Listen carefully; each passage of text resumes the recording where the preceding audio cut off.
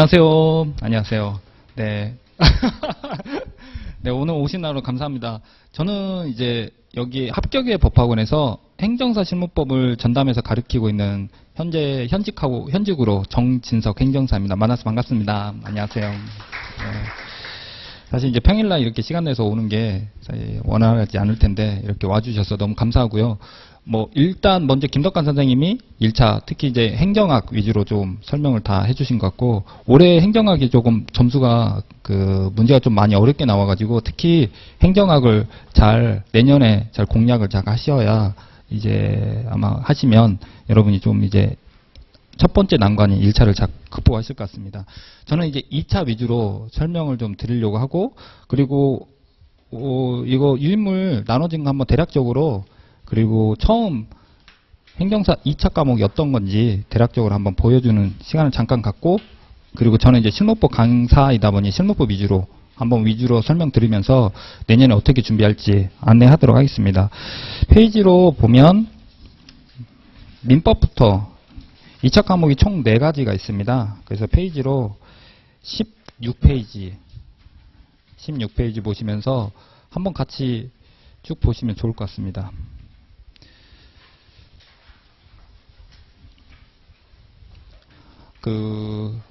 어느 정도 알고 오신 분도 있겠지만, 행정사 2차 과목이 총 4과목이고, 번역은 한 과목을 언어로 이렇게 시험 전에 미리 대체를 합니다.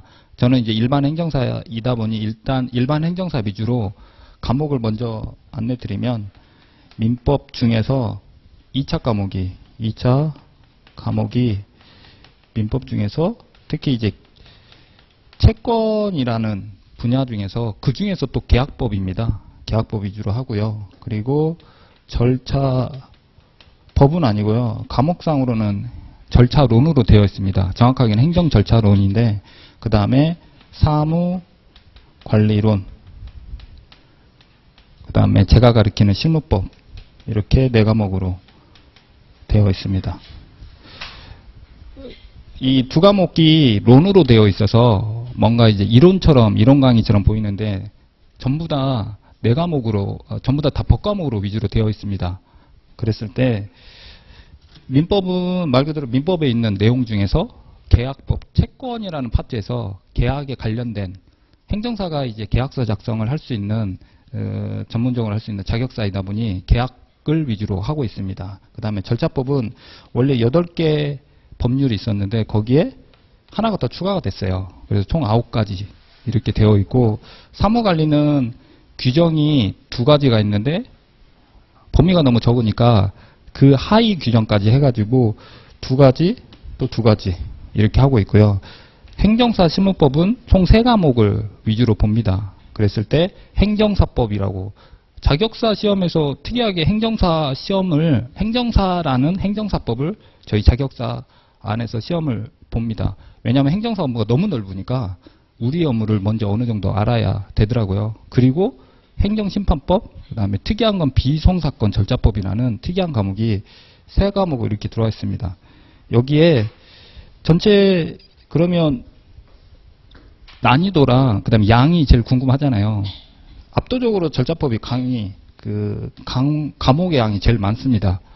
난이도는 실제 여기서 어떤 과목이, 제 과목이라서 그럴 수 있지만, 먼저 양을 먼저 보고, 난이도 이렇게 보면, 저도 이제 2018년도에 제가 이제 제 6회 합격을 했는데, 거기에 양은 이게 별표 한 3개 정도 이렇게 보시면 되고요. 그 다음에 사무관리가 양이 제일 적고, 그리고 실무법하고 이렇게 2개 정도 이렇게 보시면 될 것 같습니다.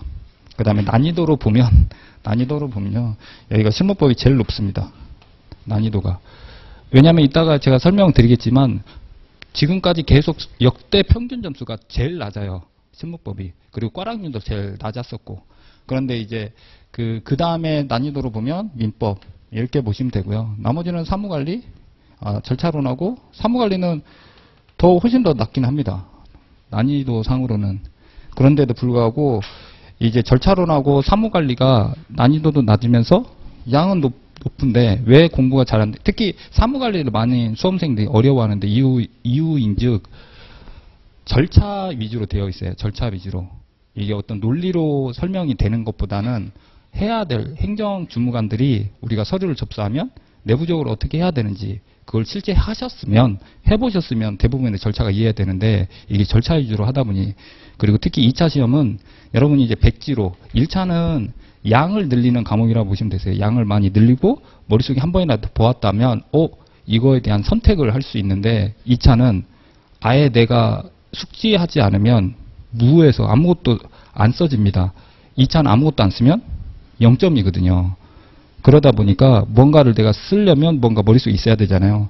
이 중에서 머릿속에 제일 그나마 여러분들 민법 과목은 평상시에 좀 익숙한 단어들이 있으니까 민법은 그래도 좀 써지는데 법률 용어를 안 쓰면 높은 점수를 좀 못 받는, 그리고 나머지는 다 절차론하고 사무관리는 여러분이 접하기 어려웠던 그런 내용들. 그런데 이제 실무법은 의외로 여러분이 접했던 내용들, 왜냐하면 행정심판 이런 것들이 그래도 좀 친숙하거나 그래도 약간 친숙한 용어들이 나옵니다.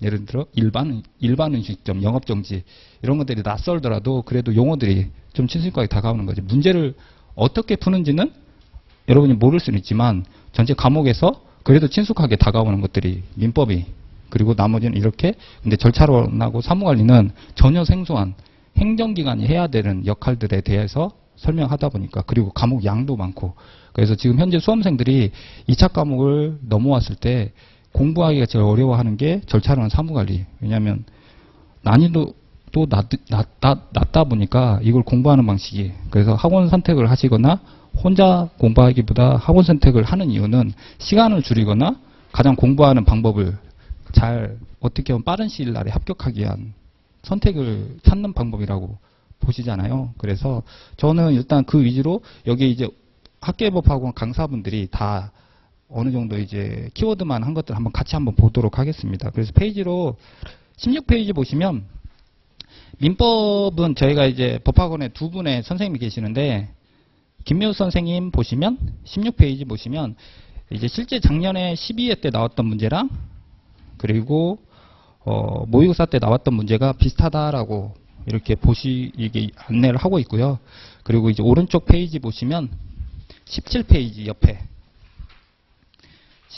옆에 보시면 특히 대학 중에서 작년에 2014년 4월 12일 날 대법원 판례가 나와가지고 권리금 계약이 행정사, 일반 공인중개사가 했을 때 이제 행정사법 위반이다라는 판례가 나오면서 이러한 이제 이슈가 있었습니다. 그러다 보니 권리금 예측이 나올 만하다라고 해가지고 맨 밑에 27페이지 보시면 상가권리 건물 임대차 보호법상의 계약갱신 요구권은 권리금과 연결될 수밖에 없는 성질을 가지고 있습니다.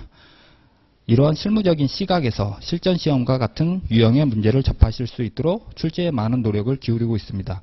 민법에 대한 문제들은 현재 점점 실무적인 내용들, 어차피 합격하시면 행정사에게 직접적으로 관련된 문제 위주로 좀 나오더라고요. 그리고 보통 문제가 각 2차 과목이 이제 시간은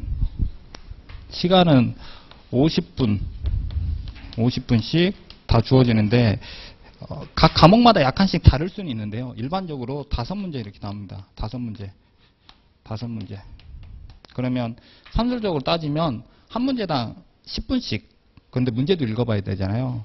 그러다 보면 보통 이제 조금씩 보다 보면 한 문제당 8분 동안 쓰라라고 이렇게 하고 있습니다. 근데 민법처럼 약간 난이도가 지문이 여러분이 해석할 게 좀 많거든요. X도 나오고 Y도 나오고 날짜도 나오고 이러다 보면 헷갈릴 수 있으니 민법은 보통 7분 정도, 7분 안에 써야 되다 보니 그 한정된 시간 안에 여러분이 남들보다 그리고 내가 정확하게 적어야 되는 그런 것들이 이제 곧 여기 설명을 해 주실 겁니다. 그래서 다음 페이지 넘겨보시면 18페이지 계약법 공부 방법 해가지고 다 볼 수는 없고 두 번째 거 보시면 계약법은 답안지 분량을 많이 써라. 두 번째 거 보시면 답안지 분량을 많이 써라. 이렇게 하고 있고요. 바로 밑에 보시면 민법은 교수님들이 원하시는 답안지 분량이 있습니다. 그리고 답안지 분량이 시험지 기준으로 12줄 정도일 경우 10점 정도를 주십니다. 지금은 행정사 시험이 13회, 내년에 준비하면 14회잖아요. 그러다 보니 이제는 좀 더 어떻게 적어야, 어느 정도 적어야 점수를 받을 수 있는지까지 이제 데이터가 좀 나왔습니다. 그래서 이렇게 해서 김현 선생님이 이제 상세하게 이렇게 나눠주는 거죠. 그래서 민법은 보통 7분 정도로 기준을 했을 때 이렇게 12줄 정도의 10점 뭐 이렇게 안내를 하고 있습니다. 그리고 바로 밑에 20점을 받으려면 24줄 정도 이렇게까지 하고 있고요. 문제 답안지는 총 이제 이렇게 나눠지면 이게 펼쳤을 때 여기가 총 24줄입니다. 아, 죄송합니다. 22줄. 한 페이지에 22줄 이렇게 적습니다. 그러면 이제 그 5문제 50분이라고 있잖아요. 그리고 각 과목당 100점 만점입니다. 여기다 적을까요? 네, 각 과목당 100점. 100점 만점이다 보니 한 문제당 그럼 20점이겠죠.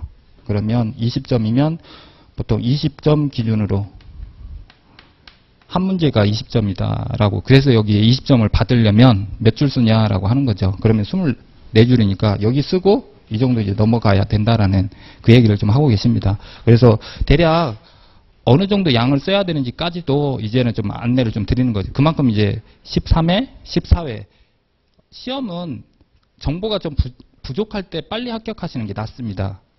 어떻게 보면 저도 6회 때 준비할 때는 심지어 행정사에 대한 미래도 불투명하다라고 했었거든요. 그때 당시에는. 그런데 이제 지금은 어느 정도 일을 하는지까지 이제 범위의 넓은 다양한 일을 할 수 있다는 게 훨씬 더 장점이다라고 하고 있기는 합니다. 자격사 시험은 국가 자격사 시험은 최대한 빨리 준비를 하는 게 가장 좋고요. 그리고 어떤 일을 할 수 있는지를 특히 여러분들이 먼저 오늘 설명해 왔을 때 행정사 일이 어떤 일을 하고 그럼 그 일에 대한 그리고 장래성을 보시면 가장 좋고요. 그리고 작년에도 그렇고 재작년에도 그렇고 어떤 상황에 따라 좀 늦게 준비하면 점점 이제 내가 합격하기 위한 그 방법들이 점점 이제 좀 더 꼼꼼하게 준비를 하셔야 되는 거죠. 지금은 이렇게 점수를 몇 점 받으려면 몇 줄까지 써야 되는지까지 이렇게 하는 것까지도 보여줄 정도면요. 그러면 세 번째 밑에 보시면 두꺼운 글씨 보시면 논점을 빠짐없이 기술을 하라라고. 그래서 민법은 논점을 정확하게 꼭 놓치지 않도록 적도록 그렇게 하고 있습니다. 그래서 여러분이 이제 법학원 오셔가지고 민법 수업을 들으시면 논점을 무조건 빠짐없이 잘 찾는 걸 연습을 좀 시키시더라고요. 그리고 오른쪽에 보시면 그랬을 때 이제 민법 계약법이 뭐냐라고 할 때 크게는 총론, 그 다음에 다음 장 넘겨보시면 강론. 총론은 쉽게 보시면 전반적인 이론이라고 보시면 됩니다. 강론은 개별적인 사건, 개별 사건을 강론이라고 보시면 됩니다. 그래서 앞에 보시면 총론은 계약의 성립, 그 다음에 계약 체결상의 과실 책임, 앞에 19페이지 보고 있습니다. 그리고 동시이행 항변권, 위험 부담, 제3자를 위한 계약. 제3자를 위한 계약이 보험입니다. 보험. 쉽게 보시면 보험. 그 다음에 계약의 해제권, 해지권. 이런 것들 보면 대부분이 다 계약에 관련된 일반적인 내용이구나라고 볼 수 있고요. 그리고 다음 페이지 넘겨보시면 상세한 이제 계약의 종류를 이렇게 안내해 놓은 거죠. 제일 많은 게 매매이다 보니까 매매의 양이 이제 시험 문제도 제일 많이 나왔고, 그리고 이제 증여, 그리고 그 외에 환매, 소비대차. 소비대차가 뭐냐면 대출입니다. 대출.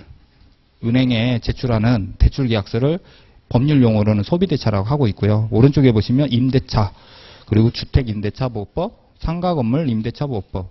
특히 이제 임대차에 관련된 내용이, 그래서 가장 계약 각지에서 가장 많이 나오는 건 매매랑 임대차입니다. 그 두 개 사건이 가장 중요할 수밖에 없기 때문에 실제 여러분에게도 많이 그나마 가장 직접적으로, 그 다음에 직간접적으로 많이 익숙한 그런 계약이다 보니까. 다음 페이지 넘겨보시면 도급, 그래서 공사 현장 일을 맡았을 때를 도급이라고 합니다.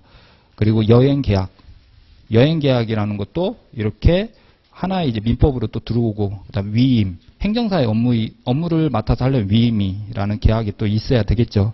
그리고 조합, 조합이라는 게 여러분이 아주 낯설지만 행정사 업무 중에 단체 설립을 하거나 비영리법인을 설립을 하다 보니 조합이 여러분에게는 수험생분들은 어렵지만 합격하시면 조합이 그렇게 낯설지는 않을 겁니다. 특히 행정사분들의 협동조합 이런 것도 많이 설립을 하고 있습니다. 그래서 그 다른 시험에서는 잘 안 나오는 범위가 우리에겐 잘 나올 수가 있어요. 왜냐하면 우리 실무에 연결되어 있거든요. 그게 좀 다릅니다. 그래서 여러분이 지금은 이제 준비하는 입장에서 보실 때 행정사가 어떤 업무를 하는지들 지금 한번 보시는 것도 도움이 됩니다. 아, 이런 일을 하는구나. 이런 일을 하는구나. 그러면 그게 현재 민법에서는 주로 그걸 실무로 많이 내더라고요.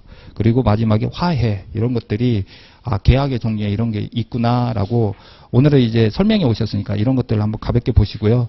옆에 이제 23페이지 보시면 여기는 이제 오수연 변호사님이 민법 계약에 관련 공부 방법도 안내해 주셨고 거기에 이제 두꺼운 글씨로 보시면 한 문제당 7, 8분 여기 변호사님도 똑같이 7분에서 8분으로 이렇게 안내하시고 있고요.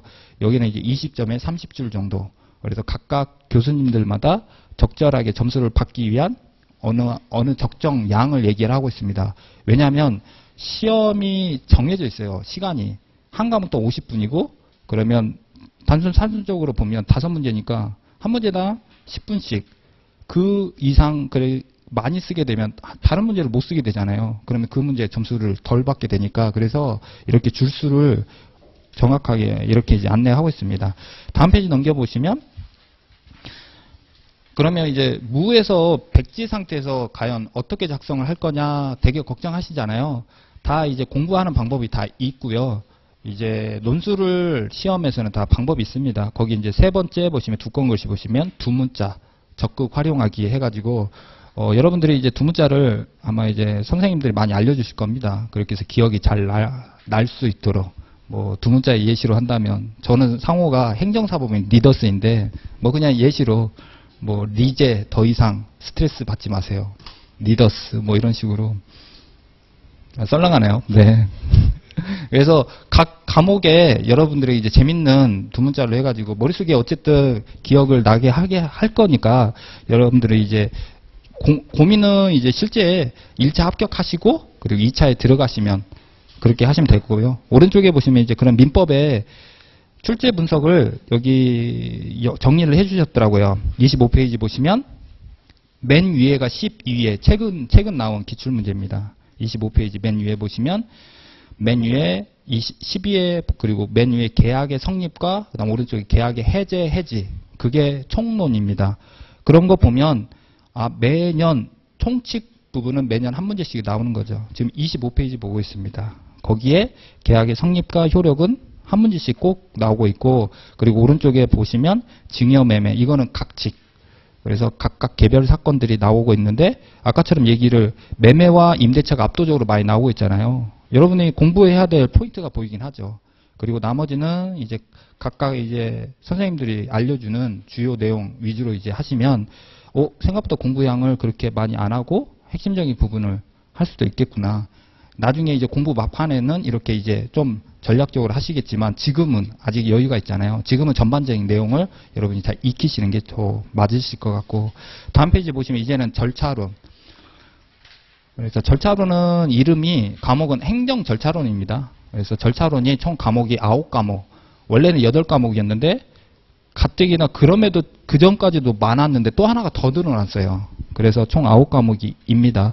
그리고 오른쪽에 보시면 답안지 특강 해가지고 산업인력공단 답안지에서 일반적인 사항이 보시면 두꺼운 것이 밑줄 되어 있는 것만 보시면 총 22줄 저렇게 되어 있고요. A4 용지 사이즈로 그리고 바로 밑에 보시면 글씨 크기는 적당한 크기로 그리고 너무 가는 글씨는 하지 않고 여기 꼼꼼하신 이현우 행정사님은 이렇게 또 꼼꼼하게 다 안내하고 있습니다. 그래서 여러분이 이제 실제 수업 들어가시면 더 꼼꼼하게 안내해 주실 거고요.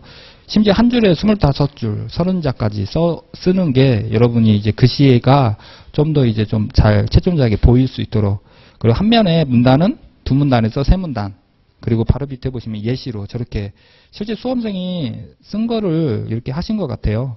그리고 바로 밑에 글씨 크기, 굵기는 어느 정도 하는지 저도 지금 현재 13회 준비하시는 분들 채점하고 있는데 현재는 사례 모의고사반 하는데 정말 2분 정도는 글씨를 못 알아보겠더라고요.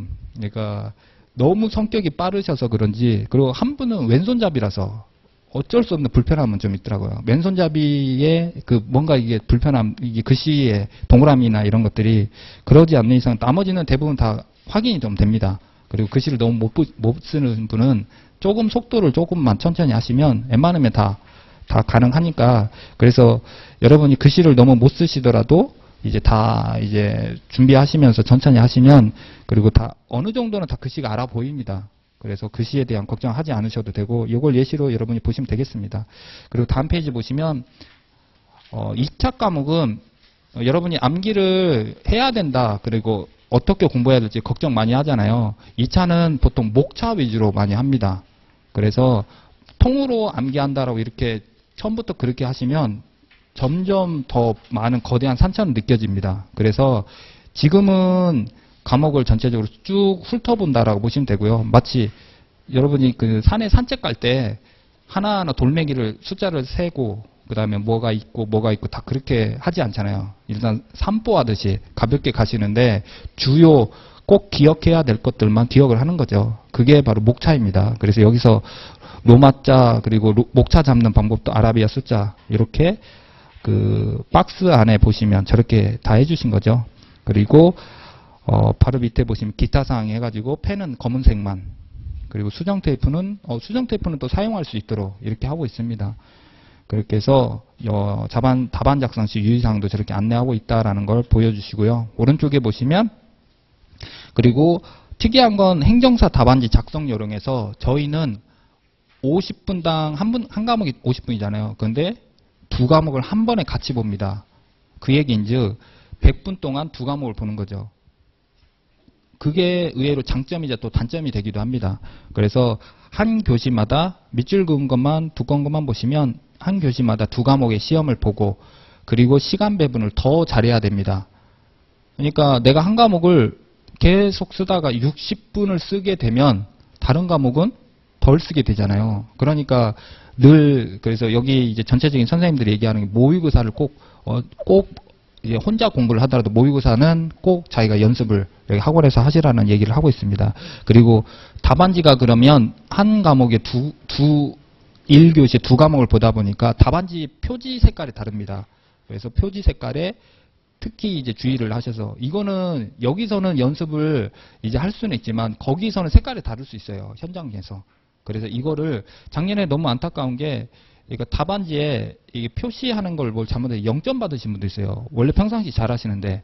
그래서 이제 긴장을 너무 많이 안 하시기 위해서라도 모의고사를 많이 보셔서, 그래서 작년에 두 과목에 0점 받으신 분이 있었고 한 과목에 0점 받으셔서, 그러면 합격하기 너무 어렵거든요. 그러니까 여러분이 이제 여기처럼 답안지 색이 다르다라는 걸, 그리고 미리 연습을 좀 하신 다음에 현장을 가셔서 정말 1년을 잘 고생하셨는데 정말 아쉬운 결과가 낳지 않도록, 그래서 10점당 한쪽을 작성하는 것이 목표이므로 20점의 문제는 두 쪽을 작성한다고 생각해 주세요. 뭐 이렇게도 좀 해주셨고, 그리고 여백이 남는다고 하더라도 다음 장으로 넘겨 문제를 작성하는 것이 수험에 유리합니다. 무슨 말이냐면 바로 밑에 보시면 답안 예시 해가지고 왼쪽 페이지를 빡빡하게 쓰고 오른쪽 페이지가 조금 쓰다가 좀 중간이 남았잖아요. 바로 다음 장 넘겨서 쓰라는 얘기입니다. 왜냐하면 채점자한테 한눈에 잘 보이거든요. 약간 주관적인 점수 포인트도 있어요. 그래서 내가 이 정도 깔끔하게 점수를, 답안지를 잘 작성했다라는 거 한눈에 보이게 하려고, 그래서 이런 것도 벌써 어느 정도 이제 답안 쓰는 스킬도 좀 알려드리고 있습니다. 다음 장 넘겨보시면 쭉쭉 넘겨서요. 그리고 절차로는 이 정도로 하고요. 그리고 과목, 36페이지 보실까요? 행정 절차론, 과목이 어떤 게 있는지. 34페이지가 더 편하겠네요. 34페이지. 34페이지 보시면 과목명이 나옵니다. 행정 절차론 기출 분석해가지고 맨 위에 보시면 과목이 나오거든요. 행정 절차법. 행정 절차법 쭉 보시면 매년 나오잖아요. 그리고 국민 제한 규정, 그 다음에 정보공개법, 그리고 개인정보보호법, 행정조사 기본법. 저희 지금 34페이지 보고 있습니다. 그 다음에 행정조사 기본법, 행정규제 기본법, 질서 위반행위 규정법. 뭔가 이제 생소하면서 낯설면서 뭔가 이제 호기심을 자극하기도 하면서, 네, 여러분이 그래도 더 특이한 거 주민등록법도 배웁니다. 네, 그래서 저 주민등록법이 나왔을 때 많은 수험생들이 많이 힘들어하긴 합니다. 과목량도 제일 많아요. 법의 그 양도 많고, 그리고 마지막에 가족관계 등록법.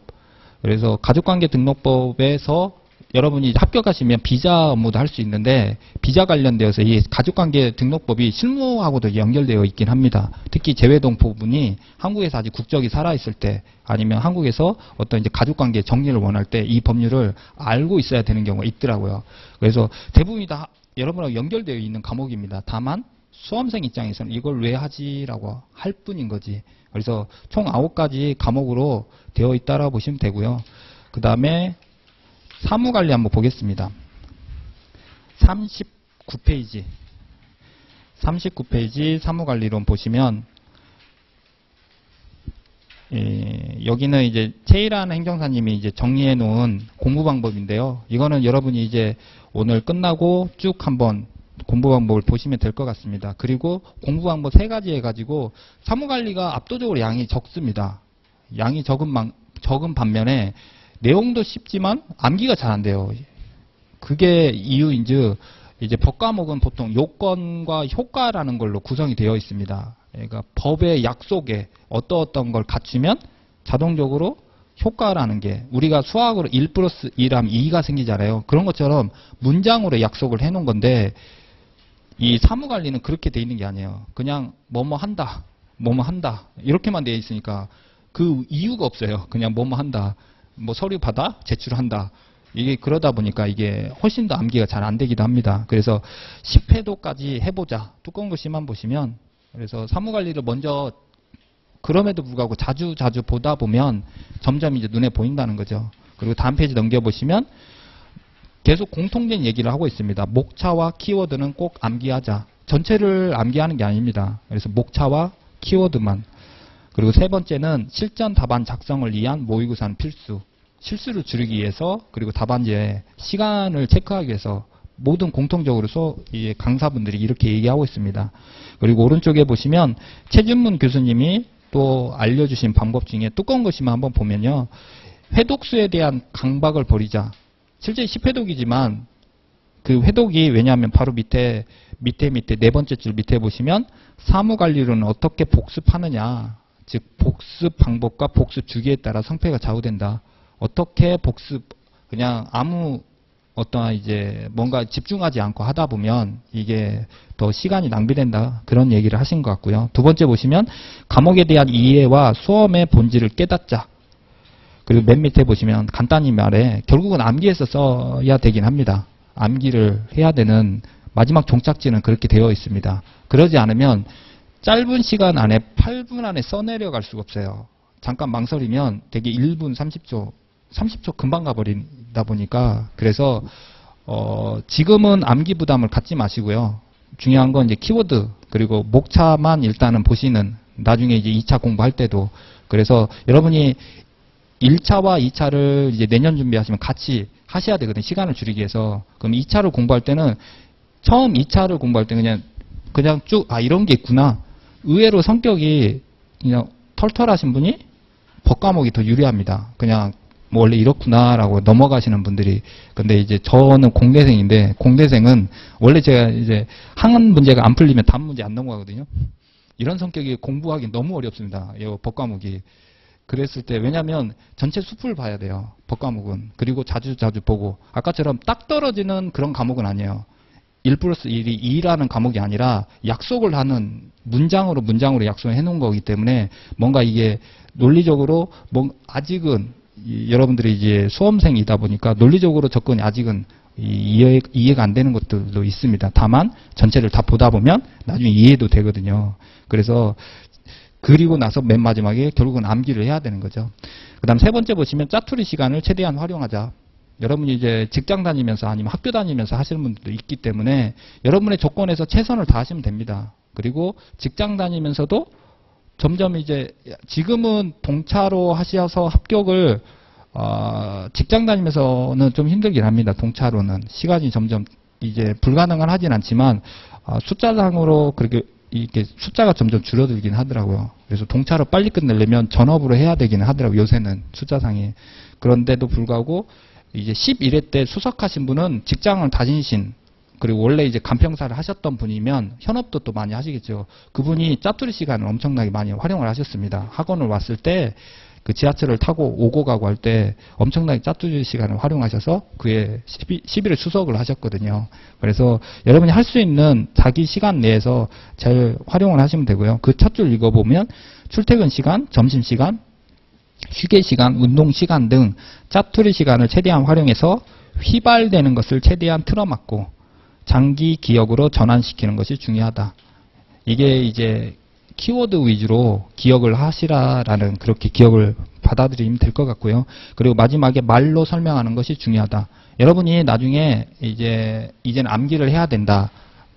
한번 1회독, 저희는 이제 책을 한번 읽었을 때 1회독이라 하는데 1회독이 끝나고 나서 2회독제 아니면 3회독 그때가 되었을 때는 한번 내가 그걸 잘 이해하고 있는지, 아까처럼 절차론하고 사무관리는 그렇게 어려운 과목이 아닙니다. 그걸 말로 스스로에게 이제 설명을 하라라는 지금 그 얘기를 하고 있습니다. 그렇게 하다 보면 훨씬 더 기억이 남고, 여러분이 맨 밑에 보시면 누군가에게 설명한다고 생각하고 말로 설명하는 습관을 들이도록 하자. 그렇게 했을 때 결국은 암기하는 방법에 또 하나의 방법 알려주신다 보면 되고요. 다음 페이지 넘기면 사무관리론이 기출이 어떤 게 나왔는지를 보여주고 있습니다. 그러면 여기는 맨 밑에가 최근 기출인데요. 맨 밑에 걸 보시면, 그리고 과목은 보시면 민원 처리에 관한 법령, 그 다음에 행정 업무의 운영 및 혁신에 관한 규정 해가지고 결국은 그 해당하는 행정기관의 주무관들이 어떤 민원이 접수되면 어떻게 처리할지에 대한 전반적인 내용이 나와 있습니다. 그래서 12회 거 맨 밑에 보시면 문제도 보시면 딱 그렇습니다. 법정 민원과 고충 민원의 개념, 거부 처분의 이의 신청, 민원 처리의 예외, 그리고 오른쪽에 보시면 저렇게 좀 낯선 업무 관리 시스템의 기대 효과 및 구축 운영의 주체, 이런 것들이 좀 다 나와 있고, 특히 올해 시험에서 되게 많이 힘들어했던 게 보면 사무 개선의 개념, 이 법령이 없었던 내용도 이제 문제로 내기도 하더라고요. 그래서 올해 특히 많이 좀 어려워하셨는데, 결국은 여러분이 법을 배웠던 과목에서 지어짜는 방법밖에 없긴 합니다. 안 배웠던 걸 적을 수는 없잖아요. 그러면 배웠던 것 중에서 여러분이 이제 답안을 잘 작성하셔야 이런 것들을 아마 담당 선생님이 또 알려주실 것 같고, 그래서 사무관리론이 되게 보면 행정 자체적으로 그런 문제가 나오는구나. 근데 결론은 결국 다 법 과목입니다. 그러면 오른쪽에 이제 실무법은 이제 제가 가르치는 과목이고, 거기에 이제 합격생들 수기만 대략 좀 보면 이제는 앞만 보고 달려야 할 시간 해가지고, 거기 맨 밑 그 중간에 보시면 43페이지 그 두꺼운 글씨로 되어 있는 것만 보시면 제가 수험생분들에게 하는 얘기입니다. 그래서 행정사 실무법의 경우 제가 알려드리는 기본 강의 때부터 답안 작성 방법을 자세히 알려주시고 8분 내, 저 또한 8분으로 하나의 토픽을 작성하는 연습을 매 수업 전에 합니다. 제가 이렇게 강의를 합니다. 그래서 미리, 그리고 어떤 주제를, 그리고 얼만큼 써야 되는지, 어떻게 답안 구성하는지, 그리고 다음 페이지 보시면 이거는 11회 때 합격하신 분인데, 이분은 법대생도 아니고 전혀 정보가 없는데도 노베이스라고 이런 표현을 보통 합니다. 그래서 그런 분도 이분 동차로 합격하셨습니다. 그리고 일도 병행하셨고, 그리고 오른쪽에 보시면 45페이지 보시면, 저는 실무법을 제가 이제 카페에 지금 현재 이제 모의고사 점수를 올려주고 있습니다. 그리고 자신의 점수가 어떻게 되는지, 현장 강의 수업 듣는 분들이 점수가 좀 더 높은 편이긴 합니다. 온라인으로 수업 듣는 분들보다. 왜냐하면 현장에 오시는 분들이 좀 더 이제, 그리고 저한테 물어보고 답하고, 그리고 바로바로 피드백을 받을 수 있어서 점수가 상당히 높고 훨씬 더 집중을 많이 잘 하시긴 하더라고요. 지금 현재 현장 강의 수업 듣는 분들을 이제 제가 카페에 올려서 점수를 하고 있거든요. 여러분이 오늘 끝나고 제가 이제 카페에 있다가 보여드릴 건데, 가입을 하신 다음에 쭉 보시면 지금 현재 사례 모의고사 수업 듣는 분들의 점수를 한번 쭉 보시다가, 여러분이 이제 내년 준비할 때, 특히 올해 시험이 9월 27일이고 12월 10일 날 발표입니다. 그러면 본인들 아이디가 저 합격했습니다, 했습니다 나오거든요. 그러면 본인이 보통 사례 모의고사 때 이제 몇 점 정도 받았는지, 이 정도 받으면 합격하는구나. 그런 걸 미리 여러분이 미리 한번 보실 수도 있습니다. 아니면 합격하신 분들이 되게 이제 올려주시거든요. 그러면 여러분이 어떻게 합격하셨나요? 아니면 합격수기도 따로 아니면 뭐 가끔 어떤 분은 그분의 노트도 받으시려고 하더라고요.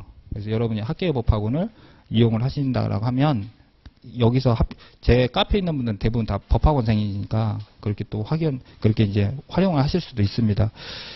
자, 이제 전반적인 내용은 이렇게 했고 48페이지 보시면 제가 이제 답안에 대한 양을 거의 일정한 패턴으로 저렇게 만들어서 안내를 드립니다. 그래서 더더덜도 말고 저는 이렇게만 쓰더라도 제가 점수를 65점 기준으로 이렇게 쓰면 65점 받을 수 있습니다. 라고 이렇게 안내하고 있습니다. 그래서 여러분이 세부 내용은 알 수 없지만 저 정도 양을 쓰는구나 라고 보시면 되고요. 그리고 이보다 더 쓰면 점수는 더 올라가긴 합니다.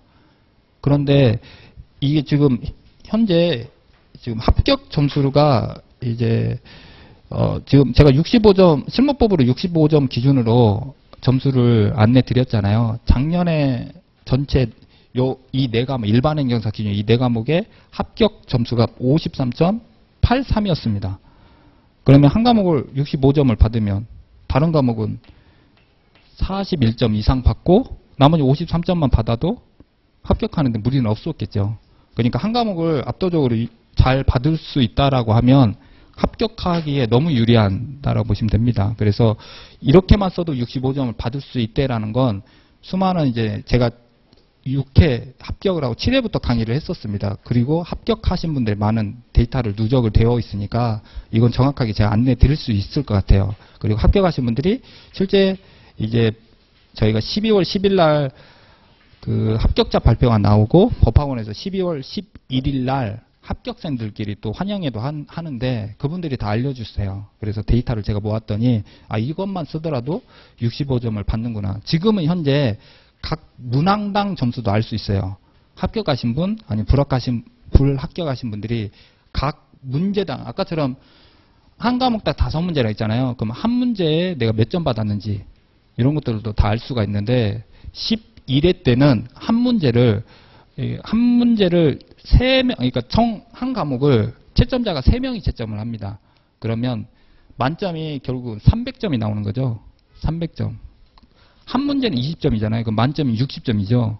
그때 법학원에서 59점인 사람이 정말 많았었어요. 그러니까 그 문제가 제가 알려드린 건 아니고요. 어떻게 암기하고 어떻게 적어야 되는지를 알려드렸더니 그렇게 많이 잘 쓰셔서 그렇게 했더니 왜냐하면 이 정도만 양을 쓰세요라고 하면 되게 부담이 덜 하거든요. 근데 그렇게 쓰다가 보면 나중에 좀 더 늘리세요 하면 이미 익숙해지는 거죠. 지금은 여러분이 암기해서 쓰는 게 조금 더 힘들지만 이것만 하세요라고 하면 좀 스트레스 덜 받을 수 있으세요. 그러다가 여러분이 시험장 가면 초인적인 힘이 생깁니다. 이거보다 더 많이 써지세요. 그러다 보니까 점수가 더 많이 받으셨더라고요. 그래서 이런 것들 참고로 보시고요. 오른쪽에 보시면 이렇게 나의 점수를 49회 이렇게 점수를 제가 안내드리고 지금도 카페에 들어가 보시면 많은 분들이 점수를 많이 잘 받고 계시긴 합니다. 그렇게 보시면 되고 다음 페이지 넘겨보시면 51페이지에 핸드폰 한번 들고 QR코드 담을 수 있습니다. 이렇게 한번 보시면 QR코드를 이렇게 찍으시면 바로 카페 가입 가능하시고요. 그리고 오늘 수험생 오늘 설명회 왔었다라고 하면 제가 바로 그 회원 등급을 올려드릴게요. 그래서 여기 QR코드로 들어오시면 그리고 동영상 듣는 분은 잠시 후에 제가 보여드릴 겁니다. 다시. 그래서 여러분도 메뉴에 보시면 이렇게 작년에 합격생들 이렇게 환영회 모입니다. 다 법학원생, 수강생이고요. 이렇게 해서 다 같이 이렇게 환영회를 했었으니까 여러분도 여기에 주인공이 안드리란